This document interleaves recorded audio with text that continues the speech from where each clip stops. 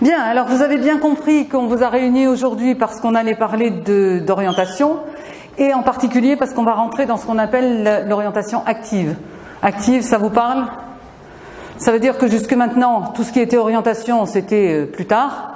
Maintenant, vous allez rentrer dans un processus où vous allez devoir faire des choix et qui vont déterminer la suite de vos études. D'accord? Donc, dans un premier temps, voilà, fin de troisième, qu'est-ce qui va se passer? Moi, je vais intervenir pour vous parler de l'orientation, de qu'est-ce qui se passe en fin de classe de troisième, quel est le calendrier de l'orientation, et Monsieur Greten interviendra après pour faire la présentation de la classe de seconde, vous parler de la réforme du bac et vous expliquer tous les éléments qu'on a mis en place pour accompagner les élèves dans l'établissement. Ça va toujours? Si vous avez des questions à quelques moments que ce soit, vous n'hésitez pas. Vous levez la main, il n'y a pas de problème, je réponds. Alors, qu'est-ce qui se passe à la fin de la troisième? Vous allez devoir faire un choix entre deux orientations différentes. La première, qui est ici, si à condition que que vous voyez ici, qui est une voie générale, et la seconde qui est une voie professionnelle. La voie générale va débuter par une seconde générale et technologique qui est la même seconde dans tous les établissements, à quelques exceptions près pour des options très particulières. Mais c'est bien une seconde générale et technologique, c'est pareil partout. D'accord? Et cette seconde générale va vous amener soit vers une première générale et donc la terminale qui suit, soit vers une première technologique et une terminale technologique. Toute cette formation ayant pour objectif de vous orienter vers des études longues, avec un panel relativement large d'options sur les orientations que vous allez suivre après. Et cette orientation-là a une vocation est centrée sur des études qui sont post-bac. Donc si vous partez dans cette voie générale et technologique, vous savez que vous n'allez pas vous arrêter après le bac, mais vous allez poursuivre des études qui seront plus ou moins longues. On est d'accord ?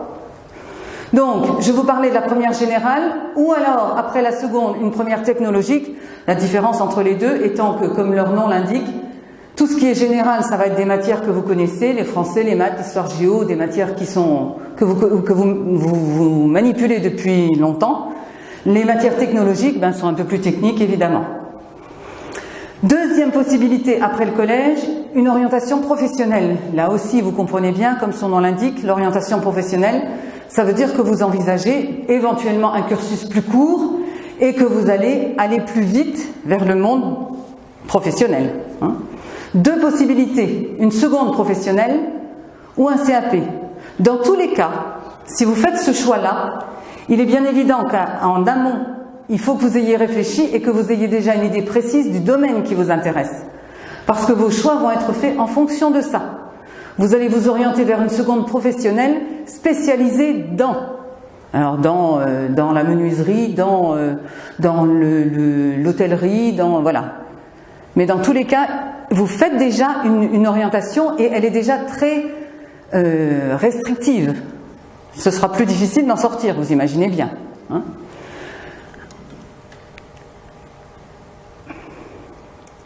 Donc si je résume, fin de troisième, une seconde générale et technologique, ou bien une seconde professionnelle, qui a une vocation plus courte, d'études plus courtes, avec des enseignements précis que vous aurez choisis, ou alors un CAP qui, j'ai oublié d'en parler juste avant, excusez-moi, un CAP qui vous permet d'aller encore un peu plus vite vers le monde professionnel, qui vous permet normalement au bout de 2 ans de rentrer déjà dans tout ce qui est pratique. Parce que le CAP, quand vous commencez la formation, vous êtes déjà sur le terrain, vous êtes en alternance souvent, vous faites des périodes de stage beaucoup plus importantes que dans un système scolaire classique. Jusque-là, ça va ? La dernière possibilité étant, si à la fin de cette classe de troisième, vous n'avez rien trouvé qui vous convienne, si pour un certain nombre de raisons, vous n'arrivez pas à l'objectif que vous vous êtes fixé, vous avez toujours la possibilité de redoubler. Le redoublement est un droit. Mais le redoublement se fera à votre demande et seulement si vous n'avez pas d'autres perspectives parce que vous avez besoin de prendre un petit peu de temps, de réfléchir encore un peu sur votre orientation parce que vous n'êtes pas prêt. Maintenant, Comment ça va se passer? Le calendrier que vous allez avoir cette année, on vous en parle dès maintenant parce que vous rentrez dans la période d'activité. On va vous demander, à partir de maintenant, vous allez bientôt recevoir un support sur lequel on va vous demander de faire des choix, qui sont des vœux provisoires. Donc en gros, on va vous demander parmi les 3 possibilités, je mets de côté le redoublement, parmi les 3 possibilités qui s'offrent à vous, en fin de 3e, qu'est-ce que vous avez choisi? Qu'est-ce que vous avez envie de faire dans les circonstances actuelles? D'accord? Une fois que vous aurez fait ces vœux, on va passer à un conseil de classe et le conseil de classe va vous donner son avis. Je vous détaillerai ça sur la diapositive suivante. Vous donnera un avis qui sera soit favorable, soit réservé, soit défavorable. Vous aurez donc la réponse du conseil de classe, vous aurez encore un petit peu de temps jusqu'à la fin du 3e trimestre, jusqu'au milieu du 3e trimestre, avant le conseil de classe, pour redonner cette fois vos vœux définitifs. Et le conseil de classe, encore une fois, va répondre à vos vœux définitifs en vous disant cette fois oui ou non. Il n'y aura plus d'avis réservé, ce sera forcément un avis positif ou un avis négatif. Ça va? Je continue. Alors, sous forme un petit peu plus schématisée, voilà comment ça se passe. 2e trimestre, on vous demande vos vœux. Le conseil de classe répond à ces vœux. À propos de ces vœux, d'ailleurs, une petite précision, vous pouvez avoir un seul vœu d'orientation sur les 3 qu'on vous proposait tout à l'heure. Vous pouvez en avoir plusieurs et vous dire, ben voilà, je préférerais commencer par une seconde générale par exemple, mais si je ne suis pas tout à fait sûre, éventuellement, pourquoi pas envisager une seconde professionnelle. Dans ce cas-là, si vous avez plusieurs choix possibles, vous les numéroterez par ordre de préférence. On est toujours clair? Okay. Résultat du conseil de classe, on vous transmet les avis de ce conseil de classe, on attend au 3e trimestre vos vœux définitifs, et là, soit on arrive à une situation où vos vœux correspondent, ou plutôt la réponse du conseil de classe est en accord avec les vœux que vous avez faits, correspond donc à vos compétences, à vos facilités les uns aux autres. On est sur une situation où on est en accord, et dans ce cas-là, le choix que vous avez fait devient un choix définitif. Vous serez orienté là où vous avez choisi d'aller. 2e cas de figure, fin de 3e trimestre, on n'est pas d'accord. Vous avez fait un choix, le conseil de classe vous dit non. On vous avait dit avant, attention, il y a peut-être des risques, avis réservé, avis défavorable, attention. Vous arrivez au 3e trimestre, ben non, décidément, c'est pas possible de faire l'orientation, d'aller vers l'orientation que vous aviez choisie. Qu'est-ce qu'on fait dans ce cas-là? Le conseil de classe vous a donné sa réponse, donc ça c'est fait. Le chef d'établissement va rencontrer vos parents. Vous allez être là évidemment, vous allez discuter, vous allez essayer de voir s'il y a moyen d'aboutir à un accord ou pas. Si en final tout le monde est d'accord, ça devient la décision d'orientation. Si finalement on arrive toujours à un désaccord après cet entretien avec le chef d'établissement, vous allez passer par ce qu'on appelle une commission d'appel. Commission d'appel, ça veut dire un autre établissement, des gens qui ne vous connaissent pas, qui sont aussi... alors, la commission d'appel est composée d'un chef d'établissement, de parents d'élèves, d'enseignants, et vous allez venir avec vos parents pour essayer d'expliquer votre situation. Pourquoi, alors que vous avez fait des choix précis, alors qu'on vous a mis en garde, vous tenez absolument à aller vers cette orientation que vous avez choisie au départ.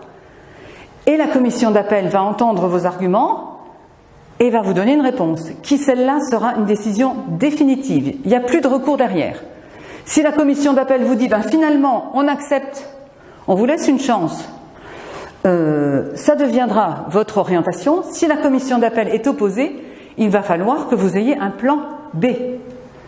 D'où l'importance, au 2e trimestre, quand les enseignants vont vous dire « Attention, le choix que vous avez fait n'est pas forcément un choix judicieux, vous avez des fragilités, la vie est réservée ou pire, défavorable », il va falloir essayer de trouver une sortie, une porte de sortie. Chaque fois, demandez-vous, pour vous rendre service, si vraiment je n'y arrive pas, parce que rien n'est jamais définitif avant ce moment-là, si vraiment je n'y arrive pas à cette orientation au 3e trimestre, qu'est-ce que je vais faire ? Quelle est ma porte de sortie? De façon à ce que quand vous allez arriver ici, si vous y arrivez, bien sûr, si ça n'a pas été réglé en amont, vous puissiez au moins vous dire, ben je sais ce que je vais faire l'année prochaine, je ne suis pas complètement démunie par rapport aux orientations que j'aurais pu choisir. Est-ce que tout est clair? Oui? Donc voilà, la première question c'était qu'est-ce que je fais l'année prochaine à la fin de la classe de 3e? La question suivante va être une question qui est relative non plus à l'orientation mais à l'affectation. Donc la deuxième question à poser est de savoir vers quel établissement je vais aller l'année prochaine. Deux cas de figure principaux, les établissements publics, les établissements privés. Et dans chaque option, deux possibilités. Vous êtes orienté vers une seconde générale et technologique ou vers une seconde professionnelle. Les deux démarches ne seront pas les mêmes. Si vous allez vers une seconde générale et technologique, le conseil de classe a déterminé que vous étiez capable d'aller en seconde générale et technologique. Donc la seule question qui va se poser est de savoir où vous habitez. Parce qu'en fait, sur le secteur de Metz dans son ensemble, même s'il existe un certain nombre d'établissements, un certain nombre de lycées, votre choix va être déterminé par une carte scolaire. La carte scolaire, ça veut dire vous habitez dans tel quartier, on vous propose alors en général 2 établissements. En tout cas, ces dernières années, c'était 2 établissements par secteur. D'accord? Que vous allez devoir ranger par ordre de préférence. Donc, numéro 1, celui dans lequel vous voulez aller. Numéro 2, si vraiment vous ne pouvez pas aller dans ce premier établissement, ben, ce sera votre deuxième choix. Il est possible, je dis bien, que vous vous retrouviez avec 2 établissements puisque vous êtes dans tel secteur qui ne vous emballent pas ni l'un ni l'autre. Vous avez dans ce cas-là, ici, la possibilité de faire en vœu 1 autre choix, n'importe quel établissement de la ville de Metz, n'importe quel lycée général de la ville de Metz, d'accord? Attention, vous allez donc mettre en vœu 1 le lycée qui vous plairait, et en vœu 2 et 3 les 2 établissements qu'on vous a proposés dans votre secteur. C'est toujours clair ça? Bien. Qu'est-ce qui va se passer quand aura lieu la commission d'affectation à la fin du mois de juin? Ils vont regarder votre vœu numéro 1. S'il est hors secteur, ils vont d'abord placer dans cet établissement que vous avez choisi tous les élèves qui sont dans le bon secteur. Si vous avez un petit peu de chance, si vous n'êtes pas trop éloigné cet établissement-là, s'il reste des places, peut-être que vous serez intégré dans cet établissement. D'accord? S'il n'y a plus de place dans l'établissement, on va regarder votre vœu numéro 2 et ensuite votre vœu numéro 3. Attention néanmoins à rester vigilant là-dessus, parce que si vous faites un vœu numéro 1 qui est hors secteur, votre vœu numéro 2 risque aussi, quand on va s'en occuper, on risque de se rendre compte que l'établissement que vous avez choisi en vœu numéro 2 a déjà rempli toutes ses classes de seconde avec les élèves qui étaient dans le bon secteur. Donc, on va regarder votre vœu numéro 3. Il faut juste avoir une conscience de ce que ça implique. Il est bien évident que pour tous les cas particuliers, tous les élèves qui se posent des questions, à n'importe quel moment de l'année, que ce soit vous, que ce soit vos familles, vous pourrez toujours nous appeler, enfin m'appeler, ou alors aller voir avec vos professeurs principaux qui sont au courant aussi, et leur poser les questions qui éventuellement vous interpellent. Ça va? Est-ce que le lycée qui n'est pas notre lycée de secteur, on peut le mettre aussi en vœu numéro 2 ou en vœu numéro 3? Pas possible. Sauf si les choses changent cette année, ce qui m'étonnerait beaucoup. Mais les consignes sont bien claires. Hein. Vœu numéro 1, ça peut être un vœu hors secteur. Vœu numéro 2, vœu numéro 3, c'est forcément les 2 établissements qu'on vous a proposés en fonction du secteur où vous habitez. Dans l'ordre de préférence, mais bon, avec les risques que ça suppose. Ça va toujours? Oui? Ben répondez-moi. Ok. Bien. Deuxième cas de figure, vous vous orientez vers une seconde professionnelle. La procédure n'est pas du tout la même. Là, vous allez faire des choix de secteurs particuliers. Ça veut dire d'établissements qui proposent ces options-là. Ces secondes professionnelles, là. Alors, je prends un exemple. Vous voulez aller en seconde professionnelle dans l'idée de faire de la vente. Vous allez donc chercher les établissements qui proposent des secondes professionnelles en vente. Il n'y en a pas légion. Donc, selon le nombre d'établissements, vous pourrez en mettre plusieurs. Les 1, 2 numéros, enfin, vous avez un vœu 1, un vœu 2, un vœu 3. Vous pouvez même multiplier si vous en trouvez davantage. Et si vous vous dites, il y a quand même une crainte pour que je ne sois pas pris, vous pouvez même changer de spécialité. Vous avez fait 2 vœux sur je sais pas, une seconde professionnelle en vente, vous faites un 3e vœu dans le domaine de, je sais pas, pourquoi pas l'hôtellerie si ça vous intéresse. Bref, attention parce que là, ça dépend du nombre de places qui existent dans les différents établissements scolaires. Donc, dans tous les cas, vous imaginez bien que les établissements qui ont 30 places et qui ont 50 demandes vont prendre les dossiers qui sont les plus adaptés. Pas forcément une histoire de moyenne générale, mais en regardant les moyennes que vous avez dans les matières qui seront les principales matières concernées dans le secteur qui vous intéresse, ils vont choisir vos dossiers en fonction de vos facilités dans les matières importantes. Ça va ? Donc dangereux. Faites plusieurs choix. Faites-en plusieurs et à la limite, faites-en autant que vous pouvez. Parce que vous pouvez, si vraiment vos dossiers étaient fragiles, on va dire, vous retrouvez dans un cas de figure où vous allez avoir 3, 4, 5 vœux et sur ces 5 vœux, on va vous donner à la fin de l'année une réponse en vous disant voilà, vous êtes sur liste d'attente dans les 5 vœux. C'est donc un petit peu, voilà. Plus vous pouvez faire de vœux, mieux ce sera. Là, je parle d'une orientation vers un établissement public. Deuxième cas de figure, où vous orientez vers un établissement privé. Et là, que ce soit pour un lycée général ou pour un lycée professionnel, vous connaissez la démarche, vous l'avez faite jusque maintenant. Il suffit simplement de vous adresser à l'établissement, vous demandez un rendez-vous, vous apportez votre dossier, le dossier est observé, on vous dit assez rapidement, vous êtes pris ou vous n'êtes pas pris, et le problème est réglé. D'accord ? À De La Salle, ce sera une simple réinscription. Donc vous allez simplement avoir une fiche à remplir, vous réinscrire pour l'année prochaine et c'est terminé. Dans d'autres établissements, ce sera à vous de téléphoner, de prendre des rendez-vous et de vous présenter pour savoir s'ils acceptent votre dossier. Est-ce que tout est clair ? Oui ? Alors là aussi, dans tous les cas, j'insiste beaucoup sur le fait que vous risquez à un moment ou à un autre de vous poser des questions auxquelles vous ne pensez pas maintenant.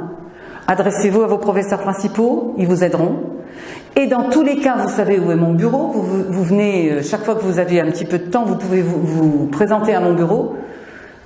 N'écoutez pas ce qu'on dit à droite et à gauche. Venez me voir et ne prenez pas le risque de vous tromper et de vous retrouver à la fin de l'année dans une situation qui sera désagréable. Ok ? Voilà. Est-ce que vous avez des questions par rapport à tout ça ? Donc je résume, fin d'année de 3e, tout au long de l'année de 3e, quelques démarches suivies sur un choix provisoire, un choix définitif, et puis ensuite une affectation dans un établissement de votre choix en fonction de certains critères que je viens de vous expliquer. Alors si tout ça c'est clair, je laisse Monsieur Greten prendre le relais et vous expliquer tout ce que vous avez besoin de savoir sur les classes de seconde, première, terminale et le bac qui vous attend. Bien, alors quant à moi, je vais vous proposer de vous présenter toutes les informations concernant le lycée de manière générale et en particulier celui de La Salle. Tout d'abord à la destination des parents, nous pourrons échanger en visioconférence à des moments que je vous donnerai sur École Directe pour que vous puissiez poser vos questions. Voilà. Alors, dans cette partie-là, on va déjà voir comment est organisée la classe de seconde. Et je vous donnerai les particularités de l'établissement par rapport à la classe de seconde. Après, je vous expliquerai aussi les classes de première et de terminale parce que le choix que vous ferez dans l'établissement devra prendre en compte tout ce qui est proposé dans les classes au-delà de la classe de seconde. Ça, c'est essentiel. Et je vous expliquerai aussi les différentes actions qui sont menées à De La Salle pour l'accompagnement. Et vous verrez qu'il est essentiel de mettre en place des actions concernant l'orientation notamment. Alors, la classe de seconde, je ne sais pas si vous la connaissez exactement, mais elle ne change pas beaucoup dans la structure de la classe de troisième. En France, partout, tous les élèves de seconde générale ou technologique auront des enseignements communs tels que vous connaissez en classe de troisième, pardon. Vous aurez le français, vous aurez les maths, toujours des langues, l'histoire-géographie, les EMC, SVT, physique. Ça, vous le retrouverez. Vous retrouverez aussi l'EPS, vous retrouverez aussi l'enseignement religieux dans notre établissement, comme en classe de troisième. Vous allez avoir par contre des matières qui vont disparaître de l'enseignement commun. Ce sont des matières comme la technologie, la musique ou l'art plastique, que l'on pourra retrouver par ailleurs pour certaines. Et puis vous allez avoir deux nouvelles matières. Il s'agit de la SES et de la SNT. SES, sciences économiques sociales, SNT, sciences numériques et technologies. Ces deux matières-là sont nouvelles et vont vous permettre de vous préparer au choix en fin de seconde. Donc en réalité, vous allez découvrir l'ensemble des matières pour pouvoir déterminer celles dans lesquelles vous avez le plus de compétences et dégager un profil, ce qui va vous permettre de vous orienter en fin de seconde vers telle ou telle filière, soit technologique, soit générale, ou vers tel ou tel enseignement de spécialité en classe de première. Donc là, vous avez les horaires, je vous laisse regarder, ça ne change pas beaucoup de l'horaire de troisième. En ce qui concerne les sciences économiques, donc là, c'est l'étude de l'économie de manière générale. C'est une initiation avec notamment l'étude à l'échelle des ménages, mais aussi à l'échelle de l'entreprise. Et puis aussi, c'est l'étude de la société, la sociologie. Donc ça, vous retrouverez ça en classe de première si vous le choisissez. Et quant à la SNT, sciences numériques et technologies, eh bien vous, en maths, vous faites déjà un petit peu de programmation avec Scratch, hein, si je ne me trompe pas. Vous faites un peu d'algorithmie aussi.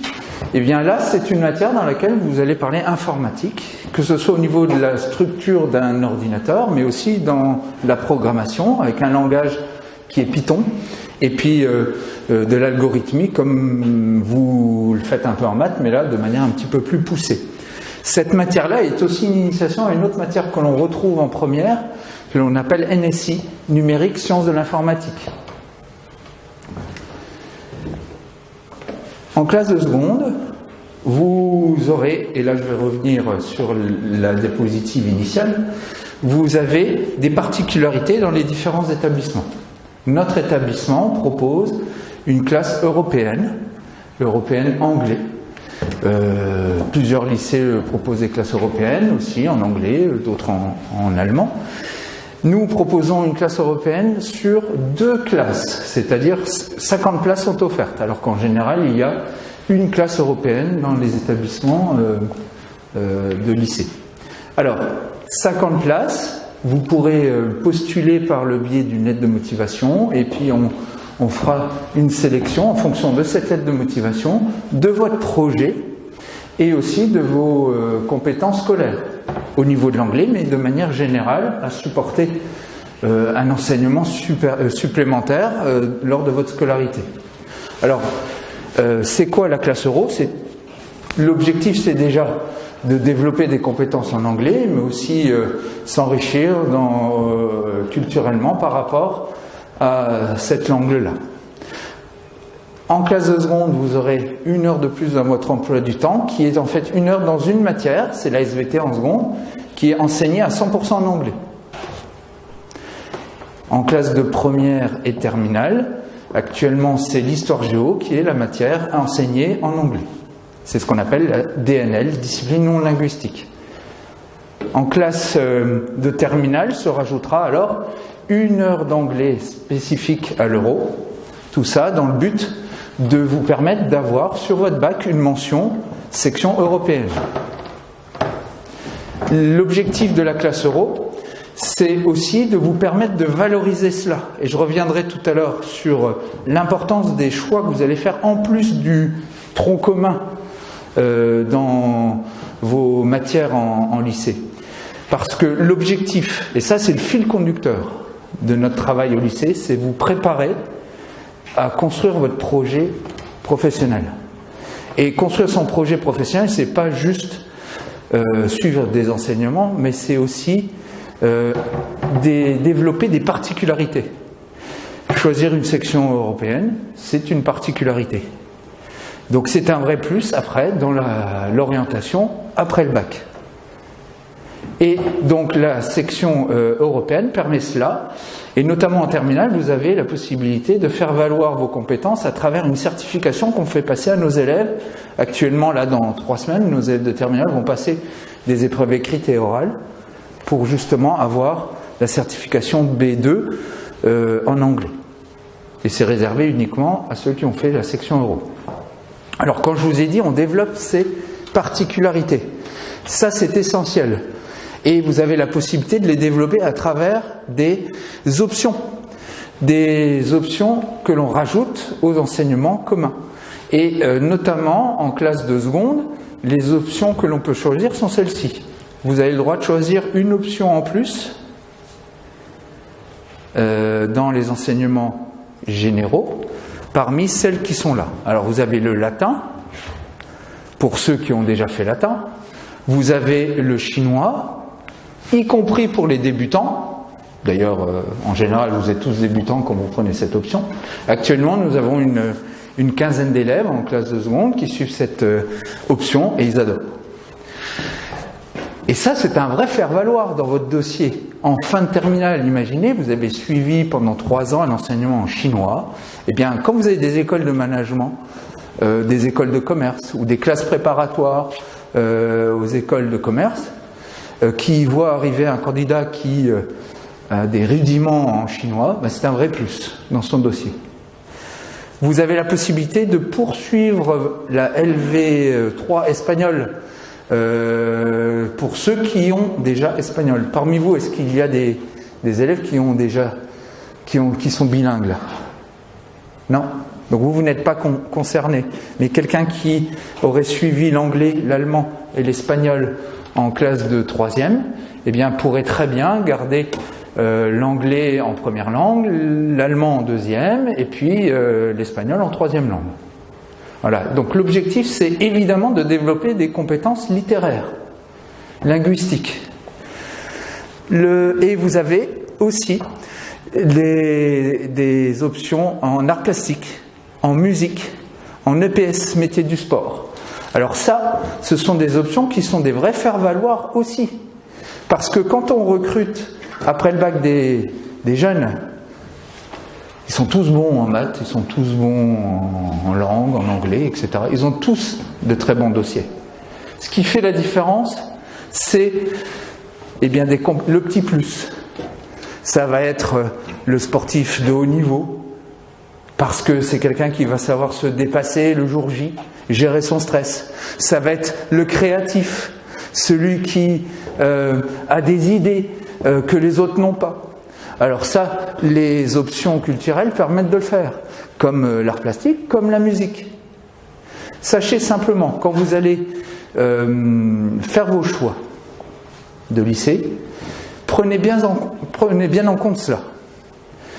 L'an dernier, et je vais un petit peu avancer dans le diaporama pour vous montrer, l'an dernier, nous avons eu ces orientations-là en classe pour nos élèves de terminale. Voilà. Ça, ce sont les orientations de nos élèves de l'an dernier. Voilà. Tous nos élèves ont obtenu un de leurs vœux sur Parcoursup après leur bac. Et là, vous regardez, une grande majorité, alors là, c'est un élève sur 4 de terminale qui a intégré la première année de médecine, mais vous avez une grande quantité d'élèves qui ont intégré des classes préparatoires aux grandes écoles, d'autres des écoles d'ingénieurs, des licences de droit, etc. Des formations qui sont exigeantes. Certains ont eu de très belles orientations l'an dernier. On a eu 3 élèves en école d'architecture, un élève à Sciences Po Paris. Ils avaient tous un point commun, ceux-là. Ils avaient le petit truc en plus. Un était un virtuose de la harpe. L'autre avait fait une année de césure durant sa scolarité à l'étranger. Il a arrêté pendant 1 an après sa première pour revenir en terminale et continuer sa formation. Il est revenu, il était bilingue en espagnol et il parlait pas mal du tout en anglais. D'autres avaient créé des clubs d'écriture dans notre établissement, club qui existe toujours. Il écrivait des nouvelles. C'est ce petit truc en plus qui a fait qu'ils ont été pris dans ces formations d'exception. Donc pensez à cela quand vous allez choisir vos options en classe de seconde. Vous pourrez les continuer en classe de première et terminale. Donc je reviens sur cela. Au départ, donc vous avez la possibilité de choisir un enseignement optionnel en classe de seconde. Ok, ça va, c'est clair, en plus de l'enseignement commun? Si vous faites latin, eh bien, vous avez la possibilité de choisir une deuxième option parmi celles-ci. Là, j'étais un peu pas assez loin. Voilà, ici. Vous avez, en plus du latin, la possibilité de choisir une de ces options-là. Attention, l'emploi du temps peut être lourd, hein, à un moment. Il faut savoir si on est capable de gérer tout ça. Et enfin, pour terminer, vous avez la possibilité en classe de seconde de choisir l'option management et gestion, qui est une initiation à ces deux domaines-là, le management et la gestion. Gestion, c'est l'organisation des entreprises. Le management, c'est la façon dont on va gérer le personnel d'une entreprise. D'accord? Donc ça, c'est une option qui dure 1h30. Tout va bien, c'est clair? Ok. Alors, pour bien comprendre l'enjeu de vos choix en fin de troisième, il faut savoir ce qui existe en première et terminale. La classe de première et de terminale est constituée d'enseignements communs. Les élèves de première et terminale ont tous les mêmes matières, enseignements communs, auxquels vont se rajouter des enseignements de spécialité. Il y en a 3 à choisir en fin de seconde. Tous les établissements ne font pas tous les enseignements de spécialité. Donc choisissez aussi votre lycée en fonction de cela. J'explique. Le tronc commun, tous les élèves de première et terminale ont soit français, soit philosophie, histoire géo, EMC, les 2 langues, l'EPS et l'enseignement scientifique. C'est un mélange de physique et de SVT où on étudie des thèmes communs. Et à cela, on va rajouter 3 enseignements de spécialité. Alors, ce n'est pas des options, ce sont vos matières principales, les matières phares, celles qui vont définir votre profil, celles qui vont vous permettre de choisir, de pouvoir accéder aux formations après le bac. Ça veut dire que, en fin de seconde, il faut que vous ayez déjà une idée précise, ou en tout cas la plus précise possible, de votre orientation après le bac, pour faire les bons choix. Rien de pire que d'arriver en terminale, vouloir une formation et se dire « mince, j'ai pas les bons enseignements de spécialité ». Donc, il y a un travail essentiel à faire en seconde. C'est le travail d'orientation. Et ça se fait pas du jour au lendemain. Ce travail-là, on a décidé, nous, ici à De La Salle, de le faire dès la 3e. C'est pour ça que ce projet, il va de la 3e jusqu'à la terminale. Vous travaillez sur vos connaissances, sur vous-même, sur déjà des pistes de réflexion sur votre orientation déjà en 3e. Avec Impala, par exemple, le pays sur l'orientation. Eh bien, ce travail-là, ça devient le fil rouge de toute votre scolarité en seconde, première, terminale. C'est essentiel. Donc, du coup, eh bien, nous, en fin de terminale, nos élèves ont tous un projet précis. Et ils y accèdent. Donc ça, c'est quelque chose à prendre en compte, c'est très important. Donc nous, on propose ces enseignements de spécialité-là. Pourquoi ces choix-là? Parce que ces enseignements de spécialité permettent à tous nos jeunes qui arrivent en seconde de pouvoir accéder à toutes les formations qui existent après le bac. Ils peuvent faire tout ce qu'ils veulent. Et ça, c'était essentiel qu'ils gardent la liberté de choix durant toute leur scolarité. Donc vous avez enseignement de spécialité, histoire géo, géopolitique, sciences politiques, vous avez humanité, littérature, philosophie. Et là, je m'arrête quelques instants. Cette réforme de baccalauréat nous permet aujourd'hui de proposer à nos élèves de lycée des formations dans le domaine littéraire. Si vous rajoutez le latin, si vous rajoutez les 2 langues, plus l'option en LV3, plus la classe euro, on peut avoir des profils littéraires purs. Chose qu'on ne proposait pas auparavant. Vous avez aussi une formation scientifique importante avec maths, physique, SVT, classique, mais numérique, sciences de l'informatique, matière essentielle aujourd'hui. Les formations se multiplient dans ce domaine-là. Et toutes les formations en école d'ingénieur demandent des compétences dans le domaine de l'informatique. C'est pour ça qu'on a choisi cet enseignement de spécialité. Et vous avez possibilité de la suivre. Et puis enfin, vous avez sciences, économie sociale, qui est aussi un enseignement dans le domaine à la fois littéraire et dans les sciences humaines. Vous l'aurez découvert en classe de seconde déjà, puisque ça sera une matière à part entière. On propose aussi 2 enseignements en distanciel, c'est-à-dire que ce sont des enseignants de l'enseignement catholique qui font des cours à nos élèves étant dans l'établissement, d'accord, et ils suivent les cours avec des enseignants qui, eux, sont à distance. Pourquoi ? Parce qu'en langue, littérature et culture étrangère et langue et culture de l'Antiquité, c'est-à-dire latin, si vous préférez, eh bien, ça concerne vraiment très peu de monde. Alors, je vais être franc, ça marche bien pour les élèves qui sont autonomes dans leur travail et motivés par la matière. Voilà. Ça va ? Est-ce que les choses sont à peu près claires pour vous ? Oui ? Donc il est important que vous ayez bien en tête toutes ces possibilités dans les établissements avant de faire vos choix. Vous pourrez continuer vos options en première et en terminale, sans problème. La classe Euro, pareil. On propose toutes les options possibles en terminale. Je ne vais pas rentrer dans le détail parce que pour l'instant, vous n'êtes pas totalement concerné, mais en tout cas, toutes les options sont possibles. Et vous avez aussi une filière technologique dans l'établissement qui est la filière STMG. Cette filière-là, qu'on propose à nos élèves en fin de seconde, c'est une filière, une des filières de technologie qui offre le plus d'ouverture vers les orientations post-bac. L'an dernier et les années précédentes, 2/3 de nos élèves de STMG se sont orientés dans les mêmes formations que nos élèves de voie générale. Donc c'est une filière à ne pas négliger du tout. Vous avez un tronc commun aussi dans cette filière STMG, avec du français, l'histoire géo, l'EMC, les langues, et là, on a des maths. C'est chouette. Et évidemment EPS.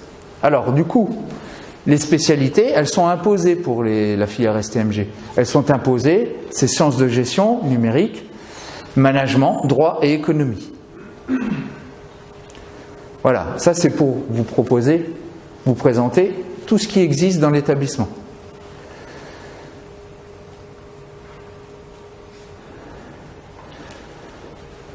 Alors, qu'est-ce qu'on met en place comme action ?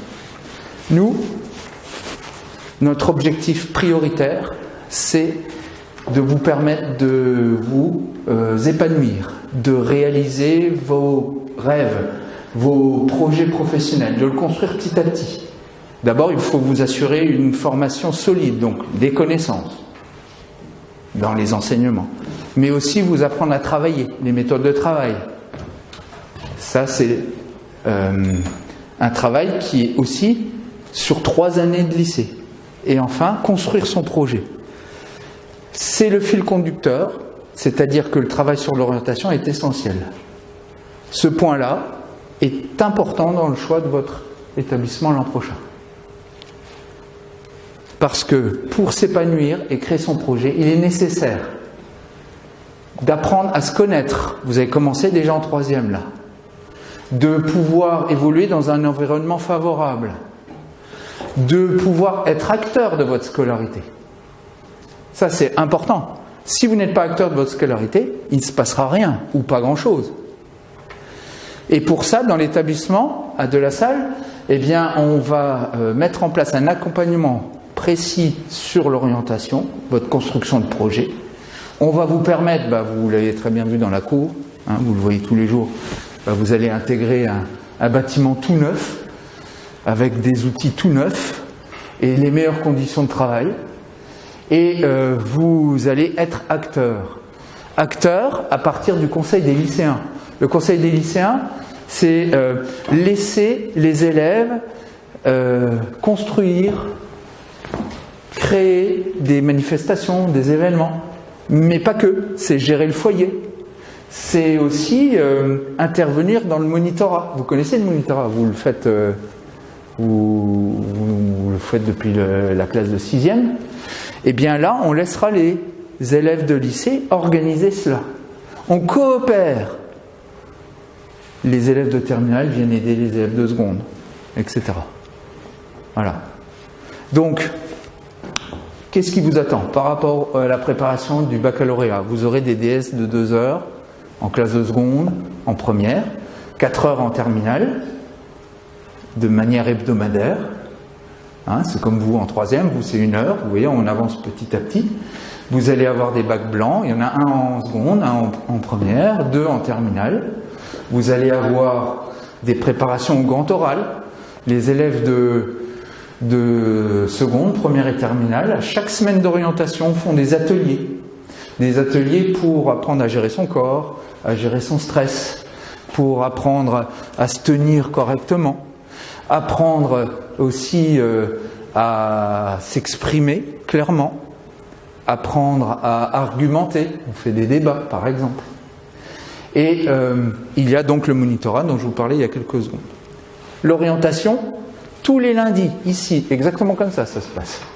Tous les lundis, vous allez avoir ici des présentations d'écoles, de métiers. Et dès la seconde, vous pourrez venir, si vous en avez envie, ça s'appelle les lundis de l'orientation. Si vous êtes intéressé, vous pouvez venir pendant 1 heure, écouter la personne, poser des questions, rencontrer des étudiants, discuter avec des professeurs d'université ou d'écoles de commerce et pouvoir vous informer sur sur ce qui existe comme formation, comme métier, et puis au gré d'une rencontre, il y aura le déclic. Vous aurez aussi 2 semaines d'orientation par an, 2 en seconde, 2 en première, 2 en terminale, où vous aurez des entretiens individuels avec vos profs pour voir où vous en êtes dans vos projets, vers quelle direction aller, où rechercher des informations. Vous allez avoir 2 stages en entreprise en classe de seconde. Mais ces stages en entreprise, c'est pas pour observer l'entreprise, c'est pour observer les métiers qui m'intéresseraient, pour que je me fasse une vraie idée.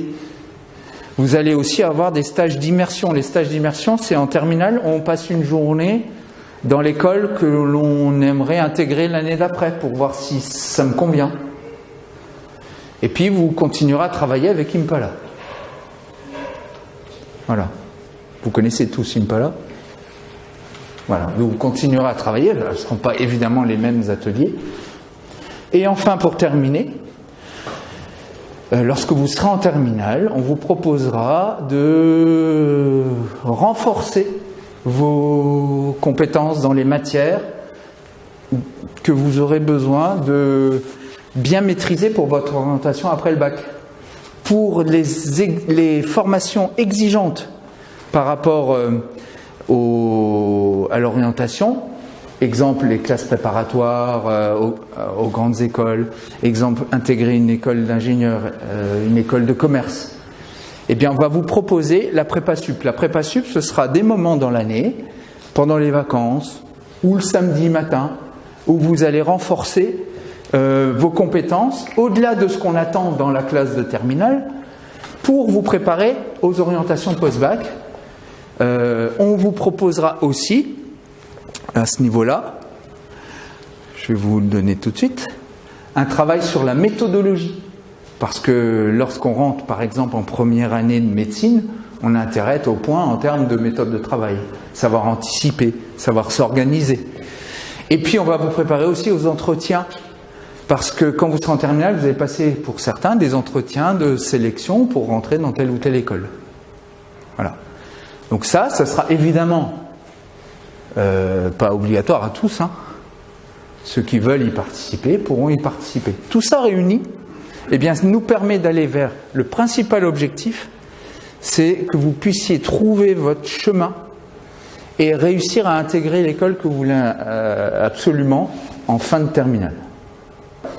Quand vous allez choisir votre lycée, moi ce que je vous conseille, c'est de bien regarder quels sont les enseignements de spécialité dispensés. Est-ce qu'il y a ce qui me convient et ce qui me permet de garder une certaine liberté de choix, parce qu'on a le droit aussi d'évoluer et de changer d'idée entre la fin de troisième et la terminale, c'est d'ailleurs souvent le cas. Regardez bien quel accompagnement on vous propose par rapport à l'orientation et regardez bien aussi quelle préparation on propose par rapport au baccalauréat et notamment le grand oral. Je rajouterai un dernier critère, un petit peu plus d'actualité. Regardez bien aussi comment se sont passées ces années Covid dans les établissements. Est-ce qu'ils étaient présents tout le temps? Est-ce que c'était en alternance, etc. Voilà. En tout cas, vous savez où est mon bureau? Je crois que c'est à quelques pas de votre salle de classe. Hein. C'est le même étage. N'hésitez pas à venir me voir. Voilà, jeunes gens, chers parents. Je voulais juste conclure cette session de présentation. Déjà pour vous rassurer les jeunes. Comme l'a dit M. Gretten à l'instant, notre objectif c'est de vous porter le plus haut possible de vos capacités et de vous emmener vers une réussite, celle que vous aurez choisie pour votre orientation post-baccalauréat. Vous avez remarqué qu'on a assez peu au fond parlé du bac en tant que tel. Parce que le plus important aujourd'hui, dans cette réforme du lycée, n'est pas tant d'avoir 100% de réussite au bac, mais c'est d'avoir 100% de réussite dans l'orientation post-bac. Et je peux vous dire, avec modestie, mais avec fierté quand même, que sur les années passées, les 2 années passées, tout sûr, la majeure partie, si ce n'est la totalité de nos élèves, ont réussi une orientation post-bac qui convenait à leur choix. La quasi-totalité. Donc ça, c'est vraiment un élément très très important. Et puis, les choses ont été présentées, là on vous a présenté 3 années. Ça peut faire peur, 3 années. Rassurez-vous, la seconde suit la troisième. La première qu'on a un peu abordée vous fait peut-être peur, mais elle va suivre la seconde. Puis la terminale suivra la première. Donc effectivement, quand on regarde 3 années comme ça d'un coup, ça peut effrayer. Rassurez-vous, les choses vont venir petit à petit, les unes derrière les autres. Elles vont être construites parce que l'équipe éducative autour de M. Gretten construise avec beaucoup de réflexion et beaucoup d'engagement tout ce travail d'accompagnement. Et ça se passe avec une fluidité, vous ne le verrez pas passer. Vous allez vous dire, tiens, on y est déjà. Alors le bac, vous avez remarqué, 10% du bac représente le contrôle continu. 10%. C'est pas rien. Les notes que l'on obtient au quotidien comptent pour 10% du baccalauréat. Ça n'est que justice. Je crois que ça n'est que justice. Après, évidemment, 16% pour chacun des deux enseignements spécialisés, c'est 32% du bac à chaque fois. Donc là, on mesure bien la spécialité, ce qu'est la spécialité. Eh bien, vous allez vous y préparer. Vous avez déjà commencé, vous allez continuer à vous y préparer petit à petit. Et le dernier élément que je souhaitais aborder, vous allez recevoir, les jeunes, vous remettrez ça à vos parents, chers parents, vos enfants vous remettront ça rapidement, la feuille de réinscription. Madame Fornella l'a dit tout à l'heure. Vous êtes élève de l'institution de la Salle. Pour vous, il n'est pas question de se demander si vous avez une place au lycée. Bien sûr, vous l'avez. Vous l'avez de façon systématique, de façon... Voilà, c'est une montée d'élèves, voilà, de façon prévue et anticipée. Donc vous allez nous rendre cette fiche, et puis ça n'est que lorsque vous nous aurez rendu toutes vos fiches que l'on mesurera sur les 5 classes de seconde que nous avons le nombre de places qu'il nous reste pour ouvrir les inscriptions à l'extérieur. Donc rassurez-vous, toutes celles et ceux qui souhaitent rester le peuvent. Après, on a 5 classes de seconde, 7 classes de troisième. Donc évidemment, il y en a beaucoup parmi vous qui vont quitter l'établissement, et tant mieux, parce que c'est ce que vous souhaitez, et que si vous souhaitez quitter l'établissement pour plein de raisons, pour en rejoindre un autre, pour changer d'air, pour peu importe, c'est ça qui va vous rendre heureux, et c'est ça qui va vous aider, vous accompagner dans votre réussite au lycée. Donc moi, ça me va parfaitement. Il faut juste enregistrer que dès lors qu'on aura ouvert les inscriptions à l'extérieur, on ne pourra plus faire marche arrière. En tout cas, ça va devenir très compliqué. C'est la seule chose qui me semblait importante. Oui, tu voulais me poser une question. C'est possible, si on essaie de se réinscrire, de ne pas être pris? Est-ce que c'est possible, si on essaye de se réinscrire, de ne pas être pris? Oui, parce que ça dépend des places qui restent vacantes. C'est-à-dire que lorsque tu vas savoir que ton choix n'est pas exaucé, tu veux aller dans tel ou tel lycée de Metz, au moment où tu sauras que ça n'est pas possible ou que tu n'y es pas admise, il se peut, en tous les cas depuis 2 ou 3 ans, à ce moment-là, nous n'avons plus de place. Voilà. Je ne peux pas te dire mieux. Est-ce qu'il y a d'autres questions? Non? Voilà. N'oubliez pas que les choses se font petit à petit et que si ça paraît un petit peu effrayant au départ, les choses sont vraiment construites avec beaucoup de réflexion. Je vous assure que les équipes sont là pour vous accompagner. Les enseignants, les profs principaux. Sachez qu'en terminale, vous avez 2 profs principaux. Il y a besoin de 2 profs principaux pour accompagner ce passage de la vie de lycéen à la vie d'étudiant. Voilà. Donc vraiment de l'accompagnement individualisé marqué. Voilà. Alors à toutes et à tous, bonne fin d'année, bonne continuation d'année de 3e, et puis belle orientation en seconde. Merci à vous.